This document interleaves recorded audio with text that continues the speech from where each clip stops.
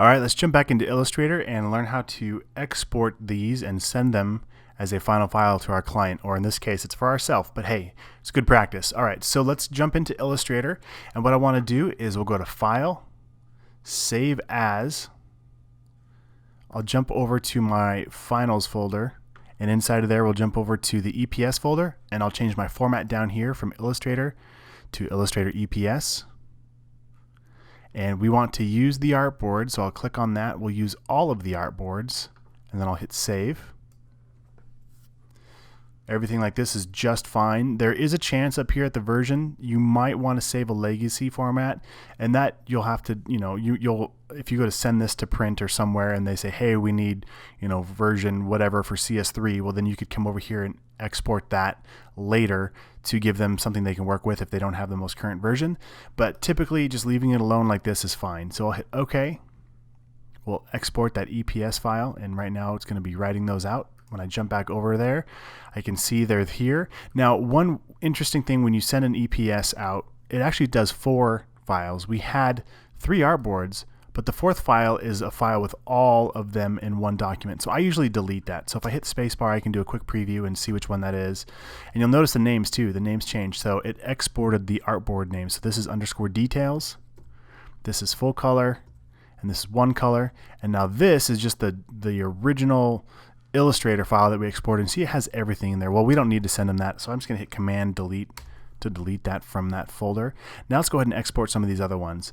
Now, an interesting thing, when we go to File, Save As, the only options that we'll have from that menu will be the EPS, Illustrator, and Adobe PDF file types. We can also do SVGs, but right now I'm just worried about these couple files. Come here to Finals, and we'll jump over to the PDF. We're going to use all the artboards here, and this will just rename DM Logo Final is fine. I'll hit Save. All of this is great just as is. We can leave the Illustrator editing capabilities on. We'll hit Save PDF, and when we check that out right there, it spits out just one file because it actually packages up those logos within the one document, which is kind of handy. So we got our PDF done now. Now for the other file types, instead of coming to File, Save As, we need to jump down to File, Export. So we'll click on Export, and since it's on PNG, I'll just use a PNG. I'll hit Use Artboards. We'll jump over to our PNG folder. There we go. And let's go ahead and hit Export. Now, you could do a couple versions of the PNG. Right now, I'm just going to do one, but you could do a print-based version at 300 and then come back later and do another one at 72 for web-based. Right now, I'm just going to leave it at 300. And I'm going to make sure that transparent is turned on. So PNG, it stands for Portable Network Graphic, and it supports alpha transparency.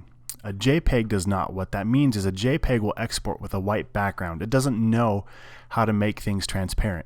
But a PNG does. It knows how to keep transparency. So as I scroll around, you can see it, it blurs it out on my system here. But if we look, we get these subtle colors poking through. So the artboard is actually transparent, which is why we use a PNG when I send these off for people to use on their websites. And we'll also notice the canvas of this, it included the artboard. So that gap we made with that letter M here for our width stays with it to protect the clear space of our logo. So that's pretty handy. All right, we've got all those versions. They look good. Now let's do the last couple versions, the JPEG. In this one, I'll show you the example of print versus web. So come over here to File, Export. We'll jump into that JPEG for print. We'll start there. So I'll click this little drop down, and we'll find our JPEG option. And you can see down here we do have a lot of other options of files we can export, but the ones that I'm showing you are the ones that are the most popular that I end up sending to clients that they use. So we'll use artboards, we use all of them. I'll hit Export, and this one's for print, so we're going to leave our color mode in CMYK. Because this is a final file, I'll turn the quality all the way up to maximum. Since it's for print, we'll change our resolution to 300, and we'll leave this little checkbox selected, which basically embeds a color profile to try and get the colors to match as close as possible no matter what system you're on, whether you're on a Windows or a Mac, or depending on what printer you go to. Hopefully all the colors will line up and look good. I'll just jump right in and export the next version. We'll hit Export, and this time we're going to do the web-based JPEG. So we'll use artboards, hit Export, make sure we're on JPEG right there. We'll change our color mode to RGB for web. and I'll leave this at maximum, that's fine, but we'll change our resolution down to 72, and again we'll embed this profile, now sRGB. So this is just a standardized color profile that again tries to make your colors look as consistent across the board no matter who's viewing it on any device. So with that exported, let's jump over here and take a look. So we have our print files, and we'll notice the size.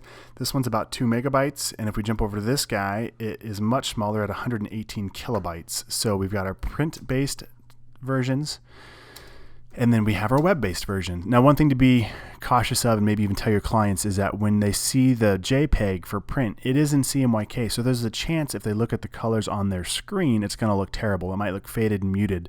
But when they print it, it should print flawlessly. So that is how I export my files. The only other step here would be to include the fonts if you want to. So I might right-click, make a new folder, and I'll just call it fonts, and I put a space at the front of it. So that way it stacks it to the top. And then I would open up on a Mac, I'd open up Font Book, search for that font. And one thing, pay attention to font licensing. If you're buying fonts, or depending on the fonts you're using, you need to have a license to share this with them.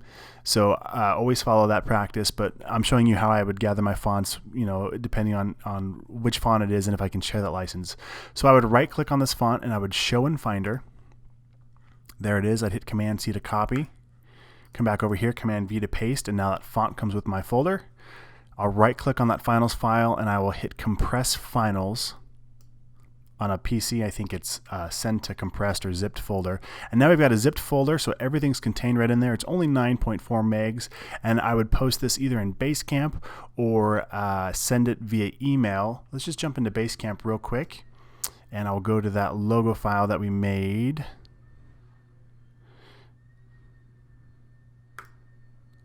And post a new message. We'll call it Final Files. And then I use an app called Text Expander. It's pretty handy, and I have all kinds of snippets that I've already made. So I just typed in LLOGO for logo, but I had an extra L in there, and it spits out this text that I send to my new clients. So I can come in here and highlight. I just usually put this in bold so it looks better. And this explains to my client what the file types are and why I included it. And then I will select files from my computer or drag and drop that zipped folder right into it. And when it's done uploading, I can go ahead and post this message and send my client the final file. So there it is. Hopefully you learned a lot in this section about creating logos and exporting them, and be sure to check the project files for those assets as well.